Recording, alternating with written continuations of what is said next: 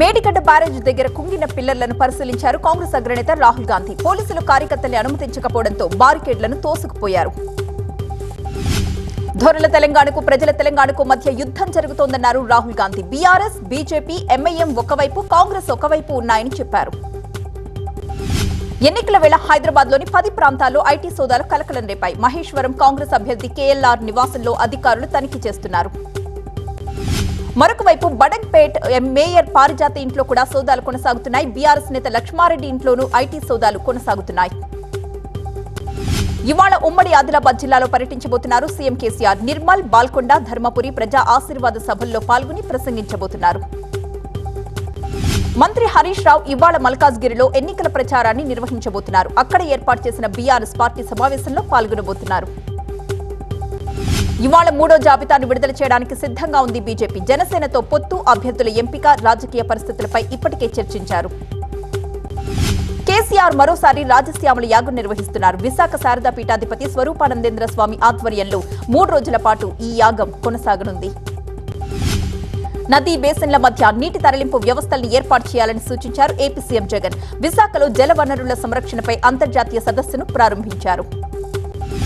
YCP సామాజిక bus యాత్ర ఇవాళ మాడుగుల, అవనిగడ్డ, చిత్తూరు జిల్లాల్లో జరగబోతోంది. ఈ యాత్రలో ప్రభుత్వం చేస్తున్న అభివృద్ధి పనులను ప్రస్తావించబోతున్నారు మంత్రులు.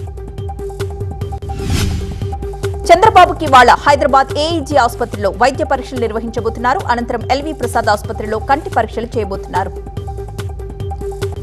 ఫైబర్ నెట్ స్కామ్ కేసులో సీఐడీ కీలక నిర్ణయం తీసుకుంది. ఫైబర్ నెట్ కేసులో ఉన్న నిందితుల స్థిరాస్తుల్ని అటాచ్ చేయాలన్న సీఐడీ ప్రతిపాదనకు హోంశాఖ ఆమోదిస్తూ ఉత్తర్వులు జారీ చేసింది.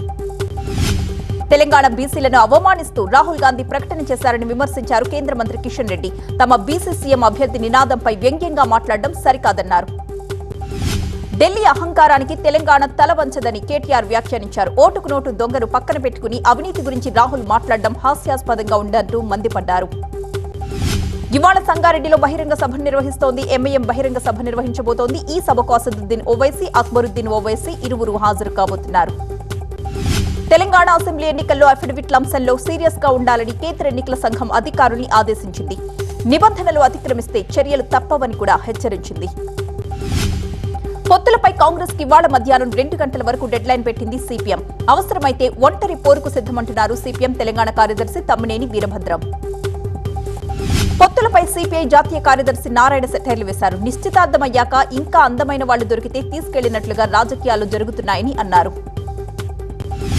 బీజేపీకి గుడ్ బై చెప్పిన వివేక్ వెంకటస్వామి రాహుల్ గాంధీ సమక్షంలో కాంగ్రెస్ కండువా కప్పుకున్నారు. ఇవాళ ఢిల్లీలో కాంగ్రెస్ అధ్యక్షుడు ఖర్గేని కలవబోతున్నారు వివేక్.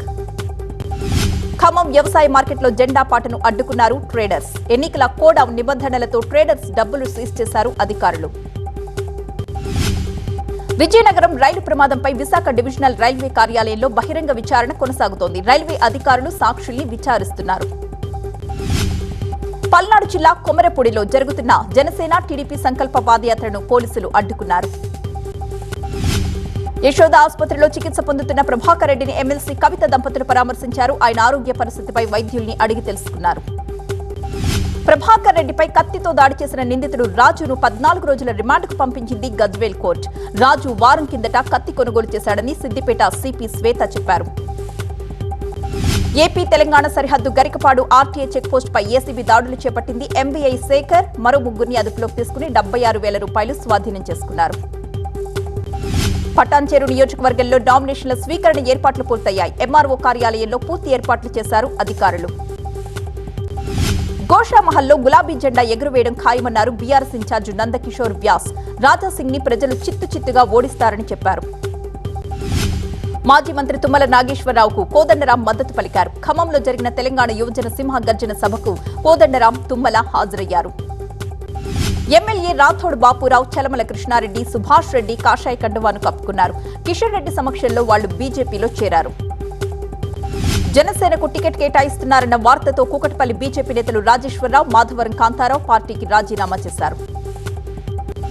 4 పెళ్లిళ్లు చేసుకున్న వాళ్లకు ఫ్లెక్సీలు కట్టడం ఏంటన్నారు నాగర్ కర్నూలు బీఆర్ఎస్ అభ్యర్థి మర్రి జనార్దన్ రెడ్డి. తల్లిదండ్రులే నిజమైన హీరోలని తెలిపారు. డీసీసీ మాజీ అధ్యక్షుడు కేఎం ప్రతాప్ కాంగ్రెస్ గూటికి చేరుకున్నారు. కాంగ్రెస్ నేత మల్లు రవి ఆయన ఇంటికి వెళ్లి మరీ చర్చించారు. ఆ తర్వాత ప్రతాప్ ని రేవంత్ రెడ్డి దగ్గరకు తీసుకువెళ్లారు.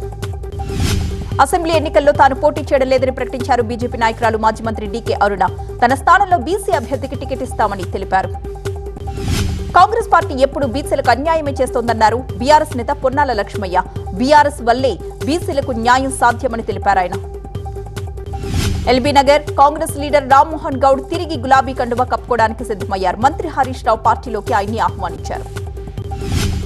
చంద్రబాబు విడుదల నేపథ్యంలో సైకిల్ తొక్కుతూ వెళ్లి అంతర్వేది స్వామికి మొక్కు చెల్లించుకున్నారు మాజీ మంత్రి గొల్లపల్లి సూర్యారావు. ఖమ్మం జిల్లా నాయుడుపేట, జలగం నగర్, పెద్దతండ గ్రామాల్లో ఎన్నికల ప్రచారంలో పాలేరు బీఆర్ఎస్ అభ్యర్థి కందాల ఉపేందర్ రెడ్డి పాల్గొన్నారు.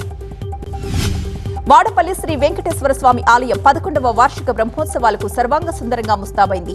ఇవాళ్టి నుంచి 10వ తేదీ వరకు వేడుకలు జరుపుతున్నారు. అల్లూరు జిల్లా పాడేరు ఏజెన్సీలో చలి తీవ్రత మరింత పెరుగుతోంది. ఉష్ణోగ్రతలు తగ్గుముఖం పడుతూ ఉండడంతో పాటు దట్టంగా పొగ మంచు కూడా కురుస్తోంది. సుల్తానాబాద్ మున్సిపాలిటీలో మహిళా డ్రైవర్ భాగ్య చెత్తబండిని డ్రైవింగ్ చేస్తూ అందరికీ ఆదర్శంగా నిలబడుతోంది. ప్రతి ఇంటి నుండి చెత్తను సేకరిస్తున్నారు. రాజకీయాల్లో ద్విపాత్రాభినయం సాధ్యం కాదన్నారు మాజీ ఎంపీ విజయశాంతి. ఏదైనా ఒక పార్టీకి మాత్రమే పనిచేయగలము అన్నారు. కొందరు కాంగ్రెస్ నుంచి, మరికొందరు బీజేపీ నుంచి ప్రజల కోసం పోరాడాలని కోరుతున్నట్టుగా చెప్పారు విజయశాంతి. చంద్రబాబు విడుదల సంతోషకరమన్నారు టీడీపీ నేత అశోక్ గజపతిరాజు. బాబు ఆరోగ్యాన్ని దెబ్బతీసేందుకు విఫలయత్నం చేస్తున్నారని ఆరోపించారు. పొలతల పుణ్యక్షేత్రంలో స్వామివారికి 1000 కొబ్బరికాయలు కొట్టి మొక్కుబడి చెల్లించుకున్నారు టీడీపీ కార్యకర్తలు. ప్రకాశం జిల్లా గోరుగుంతలపాడులో 7 కోట్ల రూపాయలతో నిర్మించే తారు రోడ్డు పనులకు శంకుస్థాపన చేశారు ఎంపీ బాగుంట, ఎమ్మెల్యే నాగార్జునరెడ్డి. ఎన్నికల ప్రచారానికి వెళ్లిన ఆదిలాబాద్ బీఆర్ఎస్ అభ్యర్థి జోగురామన్నను కొరట గ్రామస్తులు అడ్డుకున్నారు. జోగురామన్న గో బ్యాక్ అంటూ ఫ్లెక్సీలు ఏర్పాటు చేశారు. హైదరాబాద్ కూకట్పల్లిలో వాహన తనిఖీలు చేసిన పోలీసులు వై జంక్షన్ దగ్గర 5 క్వింటాళ్ల గంజాయిని సీజ్ చేసి 2 అదుపులోకి తీసుకున్నారు. సంగారెడ్డి జిల్లా ముత్తంగిలో అక్రమంగా గ్యాస్ నింపుతున్న 2 పోలీసులు అదుపులోకి తీసుకుని భారీగా సిలిండర్లను సీజ్ చేశారు. విశాఖ జిల్లా పోతిన మల్లయ్యపాలెం జాతీయ రహదారిపై కారులో మంటలు చెలరేగి క్షణాల్లో అది దగ్ధమైపోయింది. ప్రయాణికులు క్షేమంగా బయటపడ్డారు. పశ్చిమ గోదావరి జిల్లా తణుకులో ఒక బంగారం వ్యాపారి ఇంట్లో చోరీ చేసిన దొంగల్ని పట్టుకుని 9 కిలోల నగల్ని స్వాధీనపరుచుకున్నారు. నంద్యాల జిల్లా ఆళ్లగడ్డలో ఆరోగ్యశ్రీని అడ్డం పెట్టుకుని మోసాలకు పాల్పడుతున్న 3 సైబర్ పోలీసులు అరెస్ట్ చేశారు. తమిళనాడుకు భారీ వర్షం ముప్పు పొంచి ఉంది. చెన్నైతో సహా 6 జిల్లాలకు ఆరెంజ్ అలర్ట్ ప్రకటించారు వాతావరణ శాఖ అధికారులు. పుదుచ్చేరిలో కూడా భారీ నుంచి అతి భారీ వర్షాలు కురుస్తాయని తెలిపారు అధికారులు. ప్రజలంతా అప్రమత్తంగా ఉండాలని సూచించారు. ఈడీ విచారణకు హాజరు కాలేనన్నారు ఢిల్లీ సీఎం కేజ్రీవాల్. ముందస్తు షెడ్యూల్ ప్రకారం మధ్యప్రదేశ్ ఎన్నికల ప్రచారానికి వెళుతున్నట్టుగా తెలిపారు. ప్రశ్నలు అడిగేందుకు లంచం తీసుకున్నారన్న ఆరోపణలపై ఇవాళ లోక్సభ ఎథిక్స్ కమిటీ ముందుకు తృణమూల్ ఎంపీ మహువా మొయిత్రా హాజరవుతున్నారు. మరాఠా సామాజిక వర్గానికి రిజర్వేషన్స్ కల్పించాలని మహారాష్ట్రలోని అన్ని పార్టీలు ఏకగ్రీవంగా తీర్మానించాయి. మరాఠా రిజర్వేషన్స్ పై అఖిలపక్షం చర్చించింది. మరాఠా రిజర్వేషన్స్ పై ప్రభుత్వానికి కొంత సమయం ఇవ్వాలని సీఎం ఏక్నాథ్ షిండే కోరారు. మనోజ్ జరాంగే పాటిల్ తన ఆమరణ దీక్షను విరమించాలని పిలుపునిచ్చారు. మరాఠా రిజర్వేషన్ ఉద్యమం ఉద్రిక్తంగా మారడంతో ఛత్రపతి సంభాజీ జిల్లాలో ఇంటర్నెట్ సేవల్ని నిలిపివేసింది ప్రభుత్వం. మహారాష్ట్ర మరాఠా రిజర్వేషన్స్ కోసం జరిగిన అల్లర్లలో ఇప్పటి వరకు 168 మందిపై 141 కేసులు నమోదయ్యాయి. వచ్చే లోక్సభ ఎన్నికల్లో ఉత్తరప్రదేశ్లో సమాజ్వాదీ పార్టీ 65 నుంచి 80 స్థానాల్లో పోటీ చేస్తోందన్నారు ఆ పార్టీ చీఫ్ అఖిలేష్ యాదవ్.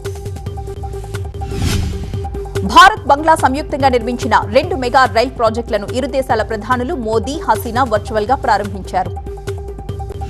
కేంద్ర పథకాల ద్వారా రావాల్సిన బకాయిల విషయంలో కేంద్రానికి నవంబర్ 16 వరకు సమయం ఇస్తున్నట్టు తెలిపారు బెంగాల్ సీఎం మమతా బెనర్జీ. యూపీ ఇటవాలో పోలీసులు తీవ్రవాదుల మధ్య ఎదురు కాల్పులు జరిగాయి. గాయపడ్డ వారిని ఆసుపత్రికి తరలించి ఒకరిని అదుపులోకి తీసుకున్నారు. అరాచక పాలన నుంచి రాజస్థాన్ విముక్తి కావాలన్నారు యూపీ సీఎం యోగి ఆదిత్యనాథ్. ఆల్వార్ సభలో మాట్లాడిన ఆయన బీజేపీని ఆశీర్వదించాలని కోరారు. రాజస్థాన్ అజ్మీర్లో టికెట్ దక్కని కాంగ్రెస్ నేతల అనుచరులు ఆందోళనకు దిగారు. రోడ్డుపై టైర్లు కాల్చి నిరసన తెలిపారు. మధ్యప్రదేశ్లో బీజేపీ మళ్లీ అధికారంలోకి వస్తే సీఎం ఎవరు అనేది పార్టీ పార్లమెంటరీ బోర్డు నిర్ణయిస్తుందన్నారు సీనియర్ నేత రవిశంకర్ ప్రసాద్. కర్ణాటక సీఎం సిద్దరామయ్య ప్రధాని మోదీకి లేఖ రాశారు. అరుదైన వ్యాధితో బాధపడుతున్న 7.5 చిన్నారి వైద్యానికి సాయం చేయాలని కోరారు. పుదుచ్చేరి సాగర తీరం రంగులు మారుతూ పర్యాటకుల్ని కలవరపెడుతోంది. అధికారులు పరీక్ష కోసం నీటి నమూనాల్ని ల్యాబ్కి పంపించారు. బెంగళూరులోని ఒక అపార్ట్మెంట్ గేట్ దగ్గర సంచరిస్తున్న చిరుతను అధికారులు బంధించడంతో అంతా ఊపిరి పీల్చుకున్నారు. భారత రిజర్వ్ బ్యాంక్ ఎగ్జిక్యూటివ్ డైరెక్టర్ గా మనోరంజన్ మిశ్రాను నియమిస్తూ ఉత్తర్వులు జారీ చేసింది ఆర్బీఐ. బీహార్ సరన్ ప్రాంతంలో బోటు మునిగి 2 చనిపోయారు. గల్లంతై మరో 7 కోసం అధికారులు గాలింపు చర్యలు చేపడుతున్నారు.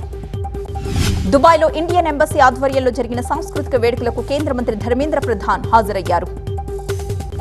అమెరికా అధ్యక్ష ఎన్నికల్లో రిపబ్లికన్ నామినేషన్ కి పోటీ పడుతున్న నేత నిక్కీ హేలీ సొంత రాష్ట్రమైన సౌత్ కరోలినాలో మాజీ అధ్యక్షుడు ట్రంప్ ముందంజలో ఉన్నారు. రష్యా దాడుల్ని ఎదుర్కొంటున్న యుక్రెయిన్ దేశీయ డ్రోన్లను అభివృద్ధి చేసుకుంటోంది. యుద్ధ రంగంలో ఇవి కీలక పాత్ర పోషించనున్నాయంటున్నారు. అమెరికా, కెనడా సహా పలు దేశాలు నవంబర్ 5న గడియారాన్ని 1 గంట వెనక్కి సెట్ చేసుకోబోతున్నాయి. పగటి వేళ పెరిగినందున ఈ నిర్ణయం తీసుకున్నారు. బ్రెజిల్లోని ఇగ్వాజు జలపాతం ఈ ఏడాది రికార్డు స్థాయి ప్రవాహాన్ని నమోదు చేసింది. సెకండ్కు 24 మిలియన్ లీటర్ల ప్రవాహం నమోదై కనువిందు చేస్తోంది. ఇజ్రాయెల్ దాడుల తరువాత తొలిసారి గాజా నుంచి ఈజిప్ట్లోకి వెళ్లే రఫా క్రాసింగ్ తెరిచి 100 మంది విదేశీయులు ఈజిప్ట్లోకి అనుమతించారు. తమ దేశంలోకి వలసొచ్చిన 17 లక్షల మంది అఫ్ఘన్లను బలవంతంగా బయటకు పంపించడానికి పాకిస్తాన్ బల ప్రయోగానికి సిద్ధమవుతోంది. భారత పర్యాటకులకు రష్యా గుడ్ న్యూస్ చెప్పింది. ఆర్థిక లావాదేవీల కోసం స్వదేశం నుంచే రష్యన్ బ్యాంకుల్లో అకౌంట్ తెరిచే అవకాశాన్ని కల్పించింది.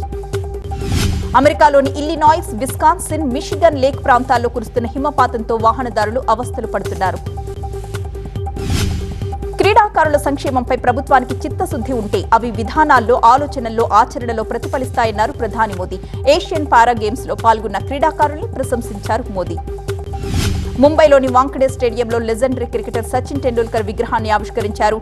సచిన్ షాట్ కొడుతున్నట్టున్న రూపంలో ఈ విగ్రహాన్ని రూపొందించారు. వన్డే వరల్డ్ కప్ మ్యాచ్ లో దక్షిణాఫ్రికా 190 పరుగుల తేడాతో కివీస్ ని చిత్తుచిత్తుగా ఓడించింది. డసన్ డికాక్ సెంచరీలతో దక్షిణాఫ్రికా 50 ఓవర్లలో 4 వికెట్ల నష్టానికి 357 పరుగులు చేసింది. ప్రపంచ కప్ లో ఇవాళ శ్రీలంకతో టీమిండియా తలపడనుంది. వరల్డ్ కప్ లో వరుసగా 6 మ్యాచ్లు గెలిచి దూసుకుపోతున్న భారత జట్టు ఇప్పుడు మరో గెలుపుపై దృష్టి పెట్టింది. ఈ మ్యాచ్ లో టీమిండియా గెలిస్తే సెమీఫైనల్ బెర్త్ ను ఖరారు చేసుకుంటుంది. ఒకవైపు భారత్ జయంగా చెలరేగుతూ ఉండగా మరొక వైపు శ్రీలంక పరిస్థితి ఇబ్బందికరంగా ఉంది.